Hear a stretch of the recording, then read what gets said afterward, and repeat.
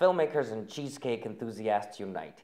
Ziggy, Kat, and Dushan are here to talk to you this week about how to create your own unique genre when you're making a film, right, Kat? Yeah, so we've compiled an ultimate guide because it's super important to consider it before you start making your film. Because once you know what genre you're in, you can work from there. Absolutely. Creating a whole new world or telling a story can be very challenging, but this is where the research comes in. Have you been brainstorming? Websites like Tumblr and Pinterest can actually help you, get inspired and get your creative juices flowing when you're thinking about what your film's going to look like.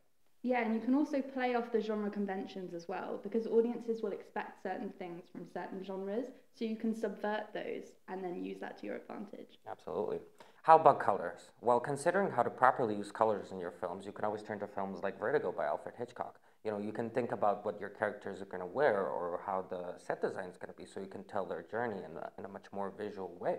And also, you can play off what people associate with genres. So, for instance, sci fi, you would maybe associate the colours orange and blue. But if you look at films like Her by Spike Jonze, then they opted to take blue out in the post production so it didn't look like a sci fi. Really? Huh, I didn't know that. How about your marketing campaign? Have you thought about that? In today's age, it's very easy to create a marketing campaign for absolutely no money. You can use Facebook and Instagram to create your little campaign, and you can even create a story of how to promote your film. Yeah, if you think of films like Blair Witch Project, they didn't even have a big budget, but they had a viral marketing campaign because they played off the idea of the horror film, and then they created missing posters for each of their cast members.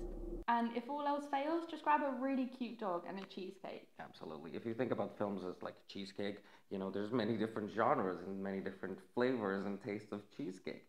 Kat and me, for example, are going to enjoy vanilla bean today. It's working.